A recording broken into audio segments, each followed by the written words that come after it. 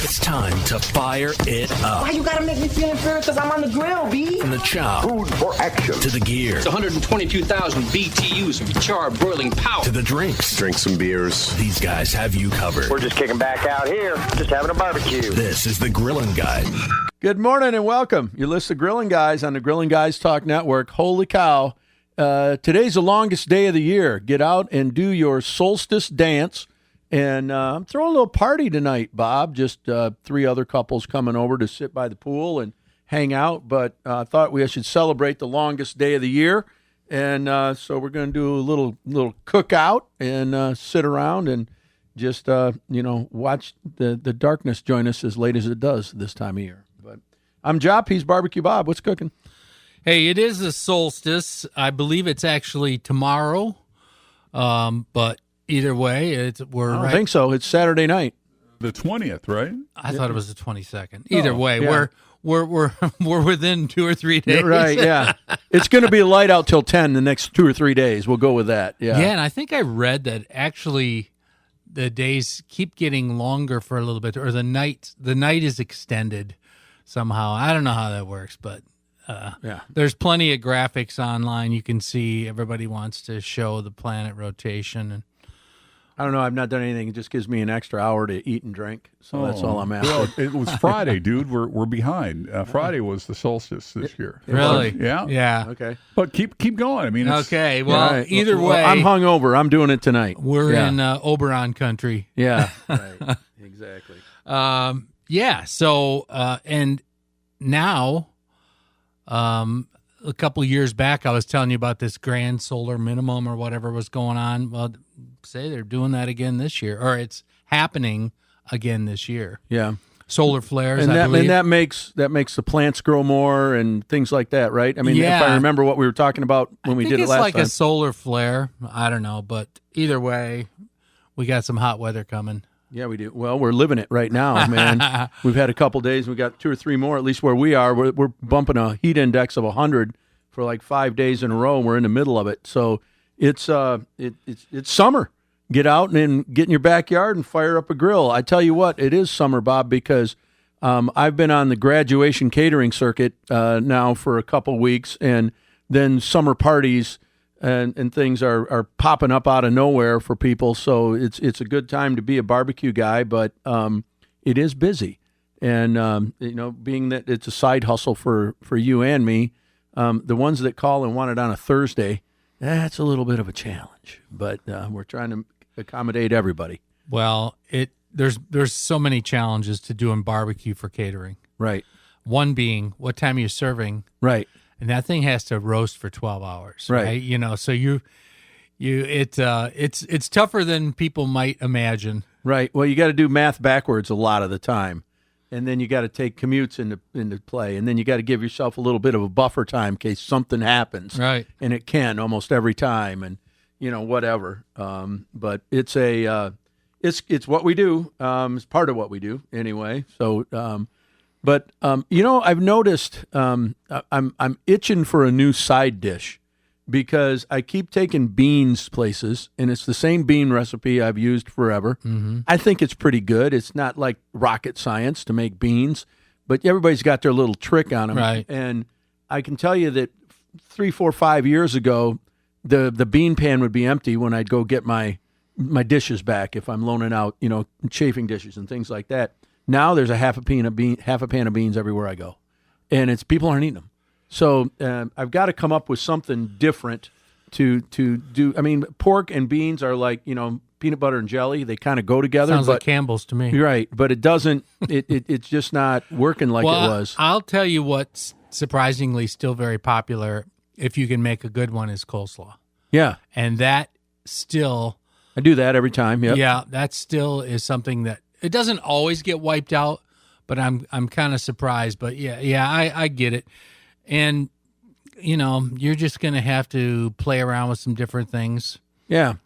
And, mac and cheese is always very popular, but some people think that's way too heavy for the summer. Well, and- what's really nice is a pasta salad. Yeah. You know what? I haven't done one of those. Yeah, and they're so easy. Yeah. So easy. Yep, and with vegetables in it and a, You and get a the light little, dressing. the little spiral pastas, the colored different vegetable ones, and you Yep. throw some nice veggies in there, and that's nice and light. You know what I absolutely love? It's along those same lines: spaghetti salad. Oh yeah, Have you ever had one of those? I've cold never made it. I've had it before, but Yeah, it's surprisingly good. yeah, Um, not so good on your light colored tops that you're wearing when you got a big old spaghetti string nailing you in the chest. I usually have markings Yeah, when I right, get done yeah. eating. Yeah, it's amazing I can't hit that pie hole I have, but sometimes you just miss, man. You just miss. Well, maybe you have to stop talking while you're eating. Right. Or take a smaller bite. I think that's it. The smaller bite's probably where it's at. You're trying to pack it in. Yeah. We've got smaller bites at my house this weekend. Of course, we got a couple kids living with us, and then a couple down the road. You got a kid living with you and a couple of his kids living with you. Yeah. And the ones down the road went to the Bahamas for a week, so we've got their kids too. You're pretty convenient that way. I hope that pays well. Wait, Can it I doesn't drop pay mine at all. off too? Is that I'll right, tell you, yeah. you might as well. I wouldn't notice. Right, yeah. The cool thing is the water's clean, Yep. pool is open. Right. They're having fun there. I've been trying to perfect this solar covered mechanism of mine for years now, and this year I tried again some different. It's a contraption anyway. I've got it so that you can actually close the solar cover by yourself, and it's a rope and a pole and all this stuff, and it works for me. But the problem I've had is whatever that product is made out of, getting the seam to glue where I have my pole in and all that stuff has been. So I thought, all right, I'll confess here on air. I'm going to take my torch and I'm going to go sear it in a few spots and cauterize it. That actually worked wonderfully. What also worked is I went back in the house and there was just a little bitty piece of that was still burning. So right under the diving board. So my daughter-in-law goes, "Oh, there's a fire in the pool." So she's an engineer. She's a bright girl. So she didn't want to, she thought it might be an electrical fire of some sort because it's by the pool light. Right. And I was like, "No, I know what it is." I said, "Just dump some water on it." So I have this beautiful custom cover with this nice black patina. It's got a little barbecue stain on it. Yeah, right. Yeah, well. It just makes me laugh because it's Well, like, MacGyver. Well, Yeah. you might want to perfect that again before you try it again. But here's the takeaway is if you're going to start a fire, make sure that thing's out because Right. they do burn on and on and on sometimes. Even when it's sitting On the water. I was going to say, even when it's sitting on top of the water, right? Yeah, I've got one. I bought a new one of those too. Every 2 or 3 years, you got to get a new one of those Yeah. solar covers, the little bubble things. Yeah. They aren't incredibly expensive, but they just don't last. You're moving them in and out and in and out. Well, they're and- like $300-400. Yeah, but I mean, it's so. In your world, that's not much money. Well, I mean, get it's one of those things you get over Conrad, you got $400 you can loan me right no, now? but I have seen the ones where they put them on like a little spool on the That's end of the way the mine That's what we is. are. That's what we and have. then you roll it up, Yeah. roll it up Yeah. like that. Yeah. Yeah, that's pretty slick. Yeah. Yeah, it is, but they never roll up flat. They always roll up It's in a a ball. two-man job to Yes, roll it is. up Yes, properly. it is. Yep. I just have mine so that one person can now close it. Right. Because that one person's always me. Yep. Yeah, I get it. But Yeah, anyway. it's the pool show. Yeah, but you know what? It's just life. That's what this show's all about. Is the stuff we have to do First to, world problems. to get a little fun. But anyway, grills are working good this time of year. I think I've tried them all out. I even got the barbacoa out with the little seven spindles on it. Epicoa, yep. Epicoa, yeah, barbacoa, yeah, Epicoa. Thank you. It's one and the same. Yeah, and cooked on that. Did some little rotisserie skewers, and that was a test drive because I think I'm going to use it on another couple weekends. And but I hadn't used it in a year or two, so I was like, I better get that thing out and test it out. So still works. Everything's good. Yeah, kind of fun. But That's cool product. you know, I hope you all out there are getting your grills and smokers out and creating that grill envy in your neighborhood, because this is the time of year. You got about 6 more weeks where it's going to be 8 maybe, where it's going to be just beautiful out to do barbecue and get some friends together And get ready for winter again. Yeah, man. And so it's a fleeting season, but we're still on the front end of it. I think we're not quite to the middle yet, but that's a good time. So coming up next, we're going to talk about some uniquely Michigan foods. Barbecue Bob has some thoughts on that. So you're listening to Grilling Guys. Stick with Barbecue Bob for Garrett's Appliance. Lots of folks are remodeling, and if you are, you owe it to yourself to go to Garrett's Appliance. They made my kitchen the perfect example of elegant and functional. Visit either location, 29th Street in Kentwood or 28th Street in Wyoming. Garrett's Appliance also has a super lineup of patio kitchen equipment, and you can count on their design team for a perfect outdoor grilling area. Visit garrettsappliances.com. That's garrettsappliances.com. With the grilling guys coming at you like a pit bull. We smoke butt, and it's a mittful. Backyard masters, barbecue blasters. Nobody smokes a T-bone faster. So when you see the grilling guy rig, hit the brakes, it's gonna be big. Stick around and put down the rake. Fire up your grill, there's no need to... Welcome back. You listen to Grilling Guys on the Grilling Guys Talk Network. Hey, it's the summer. Man, I don't know about where you are, but we're bumping heat indexes of 100 for the last few days and got a few more of them coming. So hopefully you can stay cool and fire up a grill or a smoker. And if you don't have a pool, Jop and I each have them, so you can come over to our house. Bob would welcome you over to his house. He'd love to have you. Well, it's a hole in the ground you pour water and money into. Yeah, not about equal amounts of both, I would say. Yeah. So, when we put that thing in, I'll go off on a little tangent here. No, we had 5 kids, right? Right. Sold the boat because I knew I was starting a business and I wouldn't be able to hook up every Friday afternoon and take off for an adventure. Right. Just put a hole in the backyard. And I had to cut down 40 trees to do so, and it was quite an endeavor, but it turned out nice and all this. Now all of a sudden you got all kinds of other expenses going on, but that's what you asked for. Well, one of the things is we ended up having another kid, and we got a little baby by the pool, so we made something that we call baby jail. And it was this little deck up by what we call the bitch pod, because we put in this pod for all the moms to hang out in. I don't know. Maybe you want to come to my house to the pool because I don't have a bitch pod and a baby jail in my backyard. I have never heard of that. Wow. Well, we got this raised platform where all the moms like to sit. Yeah. And my pool designer named it that. Yeah. I'll throw Dave under the bus. But either way, so I had, kids are grown. Nobody wants to use the baby jail. And I got this big South American stainless grill. Right. That I wanted to get out of my barbecue shack. So I hauled that monster back there. And I'm telling you, it is now perfect because it's the perfect shape. It's where I needed a grill by the pool. Yeah. I just needed one because why should I have to run to the other end of the property just to make the food? Right. I'm missing all the fun. Yeah.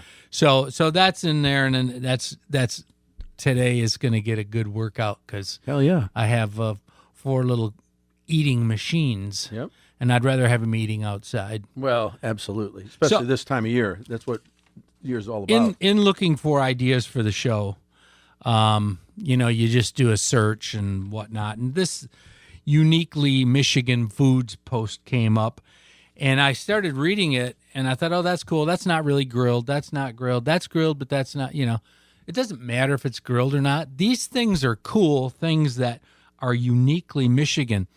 And several people take credit for the olive burger, but the story I tend to believe is this place in Lansing who makes it the way I really like it. There's another company over, and we did that recipe months ago over around Flint somewhere. But the olive burgers, I didn't realize that was a Michigan thing initially, and I don't know how it's caught on in other places. I got to believe it has, but we're going to claim it. And I don't know. Do you like olive burgers? It's my favorite burger. I love No them. question. No question. I love it. And I like it a specific way. I like the olives in a mayo sauce, not mayo on top of the olives, because I think it makes them stick to the burger better. Well, there you go. And the second thing is I like it with Swiss cheese. Yep. And then a tomato sometimes. But that's it. Just that mayo sauce, the burger, and a piece of Swiss cheese. and that is like my mouth's watering just talking about it. Chef Jeff used to make a good one. Yeah. Russ's, right? That was one of their big things. Oh, was it? Yeah, and it's always the green olive. It's never the And, black. and Mr. Correct, Fables correct. had the Mr. Fabulous. Oh, yeah. That was Mr. a big double. Fables. That was phenomenal, too. Yep. Another thing that's really a Michigan original is Coney's. Mm-hmm. Coney's. I mean, it's the name of a park in New York. Right. So we make a sauce in honor of them. If you make that in New York, they call it a Michigan dog. Yeah. Go figure. Yeah. Somebody's playing with us. It's Right. part of the Matrix is breaking down. Pasties are another big Michigan thing. They come from England, and they were adopted by the Yoopers because of the mining. Right. But I just came back from the UP fishing. Did you have any while you were up I there? did. Of course I did. Yeah, it's not my favorite thing, but there's a place in West Michigan here called Vicky's Pasty Shop in the little burg of Saranac. And if you want a good pasty from the Flatland, Still one of the best I've ever had. Well, Right. he's actually from Iron Mountain, so Right. he's not a Flatlander. But the pasties are fresh in the Flatland, Oh, and that my usually goodness. doesn't happen. You usually got to get up by the Mackinac Bridge before you find them. These guys are fanatical. And you got to bury it in ketchup. Yes. Yes. Yes. That's Yes. the key right there. Gravy, Yes. gravy, gravy, Job gravy. is- Oh, yeah, I've heard that Job too. molests them and insults every Yooper. Problem I in have with the ketchup process. is all you can taste is the ketchup. Well, you have a lot of There problems. you go. So here's another thing that I found funny: pickled bologna. That is one of my favorite guilty pleasures in life. I didn't know that was a Michigan thing. What I used to have a jug of that in my fridge for years. I always had pickled bologna in my refrigerator and cut a hunk off, piece of sharp cheddar cheese and a cracker. Man, that's a great You know snack. who makes a good one? Our friends up in Custer, Sanders Meats. Yeah. They make their own. Yeah. Very good. But Kowalski does too. Yep. And Kogel. Right. So And that's it a comes cool in thing. a chunk, right? It's Comes not in a Well, they come in a jar. ring, and sometimes there's Oh, in several the ring. pieces of it in a jar. You can buy a jug of them for Yeah. like $10-$20. Throw a couple hard-boiled eggs in there with it. Yeah, I don't know. I'm not a pickled egg guy. I'm not either. I've tried to be friendly with it. But no, pickle bologna, sharp cheddar, and a cracker, and crack a PBR. That is such a great snack. That cracker loves pickled eggs. Right, yeah. Right. You know something else that blew my mind? Wet burritos. I had no clue that was a Michigan thing. I'm seeing a billboard here in West Michigan right now that says the Beltline Bar has served 6 million of those. Now, no way to verify, but even if you hold yourself up to say I've served 6 million burritos, Well, they probably still 5 anyway, right? This story claims that the Beltline Bar is the authentic originator, and I remember going there in the 70s right, and getting them and just thinking, oh my gosh, this is crazy. right. And If you're listening somewhere and you don't have wet burritos in your world, you're missing out. well, let's talk about those real quick. Okay. You ever make them? What? No, I can. have other people make them. You can, Sure. but some of us don't have staff like you. Right. So we have to actually cook the food ourselves. Yeah. Yeah, come on over and watch the staff work sometime. You're going to have to get your own beer because I'm busy. So I'm trying to give you a little pointer here.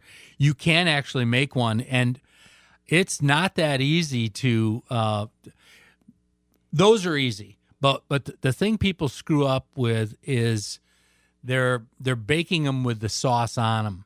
You have to bake that burrito for a while, depending on what you're considering a burrito and what you're putting in it. You should put it in the pan, put it in the oven, and get that thing so that big flour tortilla actually roasts a bit.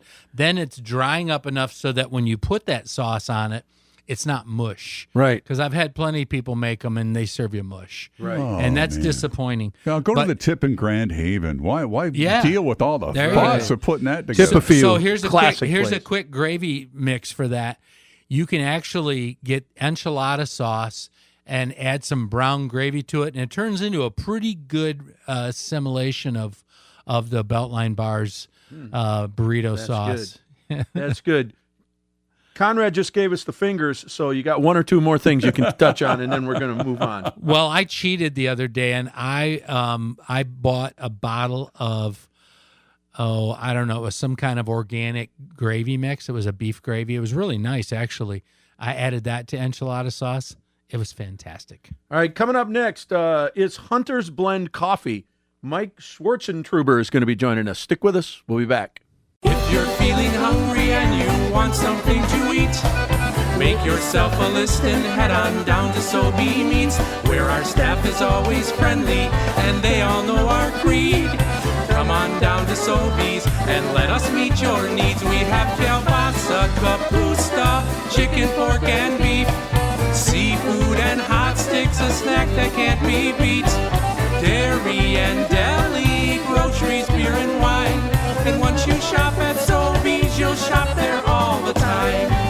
Hi, this is Tim Sobey from Sobey Meats. Please stop by to see Teresa and myself and the whole gang for good old-fashioned service at 3450 Remembrance Road. Make sure you visit SobeyMeats.com for our specials, and thank you for your support.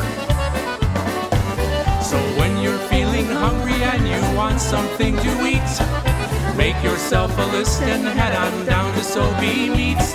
And if you're really satisfied, there's one way we can tell.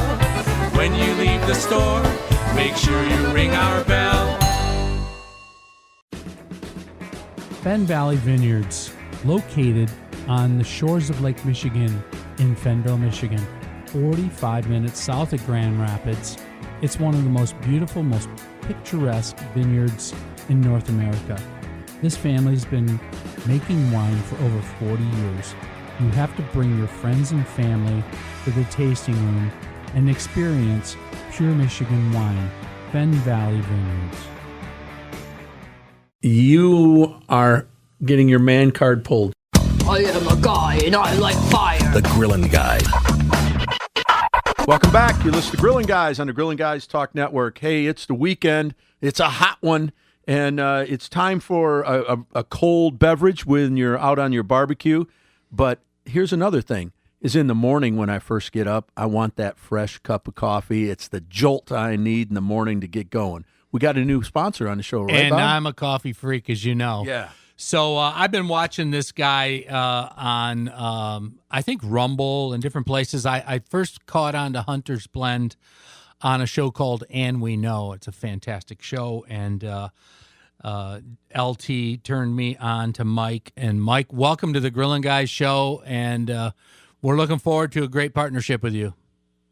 Hey, thanks, guys. Great to hear from you and be on here with you. You put together some really cool videos, and, I mean, you must be a big hunter. Yeah, I actually, the three of us, brothers and all that own the company, we all have hunted for a long time. The other two guys have been hunting since their teens. I'm a little more of a late bloomer when my son was growing up, and he had archery class in schools. When I did some trapping and stuff when I was a kid. I really enjoyed that, but I really got into archery hunting here in the last. Isn't it fun? Years. Yeah, it's my passion as well. So tell us how Hunter's Blend got going. So my brother-in-law Paul was actually in a missions organization where they did a lot of church work in developing countries, and he saw this trend of doing financial aid, was doing good things, absolutely. However, it didn't help them in the long term. It created a dependency. So they might be sponsoring some kind of church work or a camp or a missions program or building a building or something, which was all good stuff. But and a lot of their meetings when they would go, say, to Central America, since it's obviously hot, would be up in the hills, up in the mountains, might be near coffee farms. And knowing what you pay for a bag of coffee up here, he's like, man, you guys, why don't you just set maybe 10% of your profits by and use that to help sponsor the work down here? And they informed him, like especially the smaller farmers. I mean, you're just dependent on the commodities, and you have high prices one year, you got a bad crop, and when you have a bumper crop, prices are down, and they. So he actually started buying. This originally started buying directly from farmers, and we've kind of outpaced that supply at this point. So we need to buy on the open market, but the goal is to be able to get back to buying more farm direct. But that was kind of the impulse of it, or the impetus to get started, and just as a way to help farmers and stuff like that. And so Paul had to become a Q grader because he needed to know what he is buying and that's kind of like the equivalent of a wine taster. There's not that many, maybe 300 active in the U.S. currently. So it's tough. You got to have a guy on the West Coast, in Iowa, on the East Coast, test the same coffee and come up with the same score within like 1 or 2 points. So it's very precise. And so he develops the roasts and creates the blends that we have. So it's top grade coffee, strictly high growing, specialty grade. It puts it in about the top 6% of coffee. It costs us more, but we think the flavor is worth it. And we roast it fresh. So, when it shows up in the mailbox, it's normally still degassing, which is what happens to the coffee after it's fresh roasted for a week to 10 days. So there's a valve you'll see on the bag, the one-way valve that lets that pressure off. Well, that'll still be happening when it gets to your mailbox, and you'll smell it when you open your mailbox. But that first step is, hey, welcome to the Great Awakening. Yeah. Yeah, the happy mailman. Yeah. Yes, sir. That's right. It is the Great Awakening. You got that right, brother. So you said high ground? Strictly high grown. So your cheaper commodity grade stuff, it's in the steel cans at the grocery store that we all grew up with. That's the low grade coffee. The strictly high grown stuff is it's less. I mean, there's less of it, and it takes a lot more work to separate out the beans. If you want to select the best beans and get the best price, it takes a lot more manual labor to do that process. But that all those things go together to create a higher score. So a lot of our coffees, 85, 86 score, something like that, which ends up, it's called specialty grade, which is a specific grade, and it puts it in roughly top 6% of any coffee. So there's a lot I learned. From when we grew up, it was just brew whatever's in the cupboard and throw it in the pot, to the more you get into coffee, you realize there's a lot behind it that affects the flavor. There sure is. Yeah. So if you just tuned in, you're listening to the Grilling Guys on several networks. Right now, we're talking with Mike Swartzentruber. Did I say that right? He did great. Okay. You get a star for that. That don't happen a lot. Well, he's in the top 6% of broadcasters that can pronounce your name. Yes, I'm in the top 1% of coffee drinkers. I'll tell you that. I'm a freak, and those samples you sent were so good. I mean, what a wonderful! If I can give a personal testimony to. Hey! Wait a minute, Mike. Did you send samples? You got a bag. I didn't get a bag of coffee. Conrad, did you get a bag of coffee? Get any coffee. Conrad did not get a bag, but you did. I don't remember that. Oh, sure. Anyway, this goes on here all the time, Mike. I hope your partnership is better. We try. Anyway, so the roasting, I find it fascinating. I mean, I honestly have a secret little dream of having a coffee roaster someday and being able to roast it, just because I love the smell. And I had a good friend years ago, not a good friend, but a great acquaintance who was doing that, and he had a special recipe he would do. He was up in the Upper Peninsula in Iron Mountain, and he's since passed, but he had this beautiful the roaster made in San Francisco that's the brass and the red. There's a certain brand for places like his, and you walk in the shop, and it was overwhelming. I mean, you just wanted it. You couldn't. It's like when Jop and I do barbecue and somebody walks up and and those briskets are roasting and the vegetables or whatever, and you just get a couple whiffs and you just want it. Right. Oh, 100%. So Mike, speaking about wanting it, how can our listeners find it and get some of this great coffee? Yeah, so they can go to huntersblendcoffee.com/ and this is the important part, BBQ, and you can get 10% off your first order, and it'll be normally roasted a day or two before it's shipped out. Unbelievable. And so when it gets there, you'll you like I said, you smell the difference when it shows up. And to make it even easier for our listeners, we put it on our website. If you go to thegrillandguys.com, you'll see the link. And Chaz has your logo on there, and you just click on the Hunter's Blend, It's going to bring you right to the page, and just remember your code is BBQ, and but it's actually coffee, not BBQ. Hey, well, there. The connection makes sense. So, yeah, and again, I've been watching you long enough. I just had to do this, but I hope all of our listeners try your coffee, because you're a good man. I think your partnership, your brother-in-laws, it's such a cool story, and you're actually giving back to a mission in down in Central America, I take it. Well, we do. We sponsor quite a few different organizations. We're a little different. You can kind of, I guess, see where our hearts lie.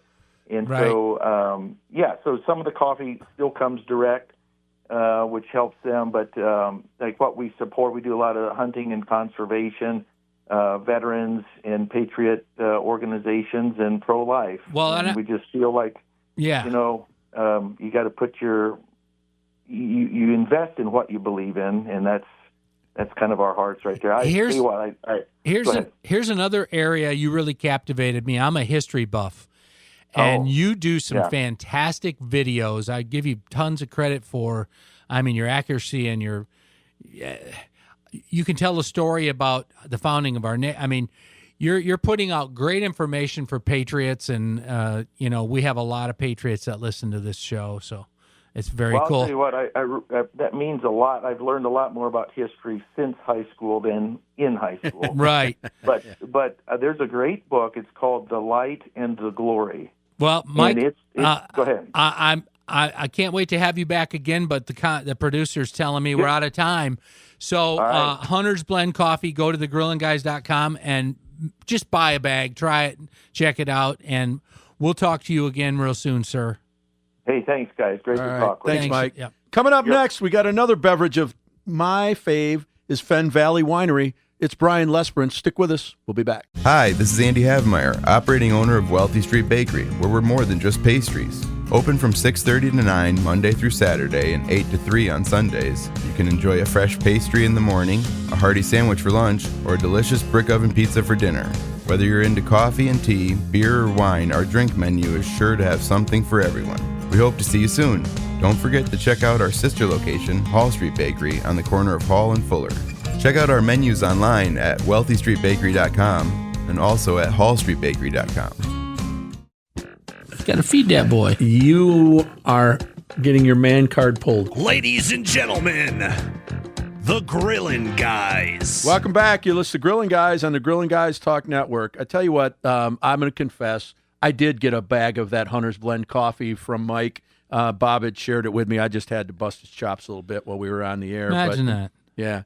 But anyway, from one good beverage to another, right? We have Brian Lesperance, the proprietor at Fenn Valley Winery, on the line. Brian, good morning. Good morning to you, gentlemen. Hey, I'll never forget we're talking coffee now, and it probably takes a certain amount of coffee to make good wine. Oh, it certainly does. I'm having coffee right now, so it's just kind of move from one to the other through the day seamlessly, hopefully. Yeah, that's awesome. So, Brian, I know that I was down last week, and we had a brief chance to talk. You're so busy this time of year.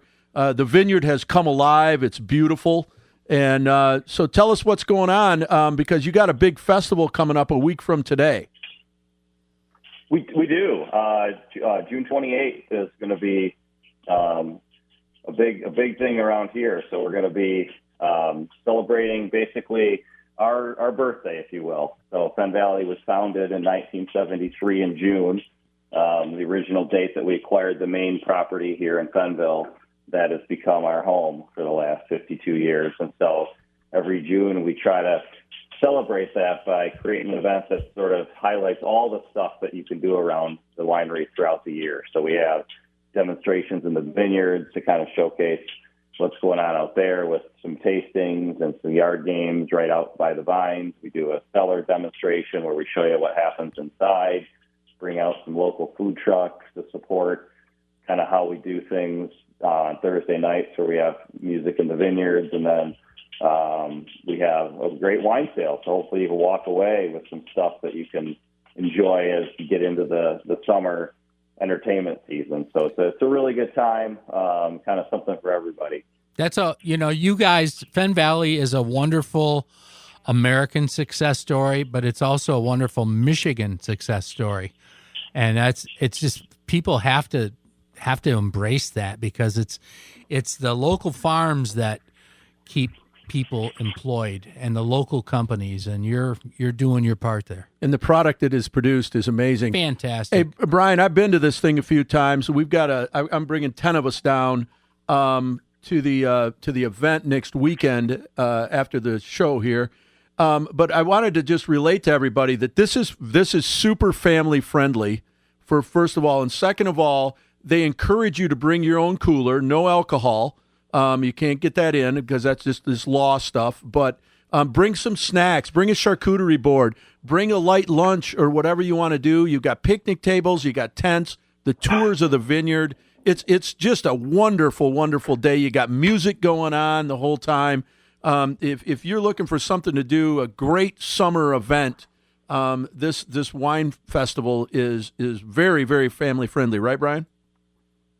Yeah, it is. We look at that year round as wineries tend to be pretty family friendly, at least most of us. We recognize that, wine is part of the dining room table, and, it's not a bar scene, that's for sure. And right. It's farm. And there's a lot for kids to do. There's a lot of fun things for them to see, run around, a lot of open space, get back to nature a little bit. That's kind of the way we look at it. And so absolutely, it's a great point. It's a great thing to do, sort of for adults and children.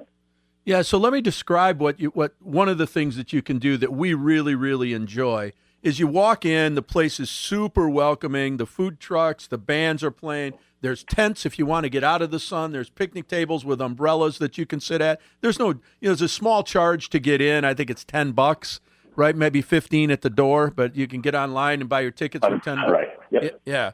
But and live music very often. All day. Yeah. All day. And but the thing that's fun is that you go up the hill where there's tractors pulling these wonderful wagons that Brian's team has built, and there's actually benches on them. They're super safe. It's not like a farm wagon. You're getting up in it and riding around, but he stops at these like 5 stations around the vineyard, and you get to do tastings. And it's part of your $15 to come in. You get to taste this wine on all these places. But there's like, bag games and Frisbee games and whatever you want to do at each one of these stations so that you can move around and just really enjoy your day in the vineyard. It's unlike anything I've ever been to, and we try to make it every year to do this. I think you said it better than I could. I've actually never attended, so it's kind of nice to hear it from someone's point of view who's not working. It sounds pretty fun. That's good. Yeah, I've seen you there, and it's like a wave from across the way, and it's like, I got things to do. I'd love to stay and chat, but yeah, I get it. Yeah. I get my steps in that day, though, that's for sure. So I walk away with about 30,000 steps, which is, I guess, an upside. Well, and you're trying to babysit hundreds of people. It's kind of difficult on that huge estate that you have. I do have a question for you. But everybody's really good. I mean, we really are grateful for our customers. I mean, it's you're right. I mean, you're throwing a party in about a 60-acre venue, and it's amazing how everybody just kind of gets along, helps each other out, and tries to make it a great day for all. So one thing I've not done at this festival, Brian, is take the tour inside. That's someplace where you know that like the back of your hand. Tell us what we could experience if say it's 100 degrees like it is today, right? and you want to get in where it's a little cooler. That the facility inside tour. Describe that for us a little bit. Well, that's the good one where you're going to want to pre-register for the event, because those folks get a special invitation to sign up for the cellar demo, because we do have limited space in there. And so if folks are listening to this live, hop on fennvalley.com and grab your tickets, and shortly thereafter you'll get a link to sign up for the cellar demonstrations, which our winemaker heads up, showcases a little piece of the puzzle, kind of a sneak peek of what our normal tours are like. But you're right. It's a great way to get out of the heat, kind of get a change of venue for a minute. And so it's a quick demo. It's 30 minutes, but it's fun. There's some sampling too, and it gives you kind of a different perspective. Kind of again gets you to see, okay, if this is something you like, then by all means, come on in the wintertime and do the longer tour where you really get to dive in a little deeper into what we do in the cellar. And with a little luck, you'll get snowed in. Just get to hang out there for a couple of days. You're still doing the wine club, I take it. Oh, yes. Wine Club is a huge part of this. In fact, this event is in a lot of ways become a celebration of the Wine Club. About half the people that come will be members of our club, and so that's a big one of the benefits of the club is getting into these sorts of events early, in some cases for no cost or lower cost. There's other benefits too, but this is definitely a big event to kind of celebrate the folks who've made this possible, which are all of our customers, but especially those Wine Club folks who are really year-round supporters. Yeah, I do believe my daughter and son-in-law are still in that club, and they started in Hollywood, moved it to Knoxville, and now they're out in the New Big York. Apple. So you're shipping it, gosh, all over the country, That's great. I'm sure. That's great. It is Yeah. cool. I mean, and I don't know. I think it's, especially if you're from Michigan and it's a little part of your heart, your state, you get it shipped to your house, and that's got to be really cool. Yeah, sharing it with people I think too.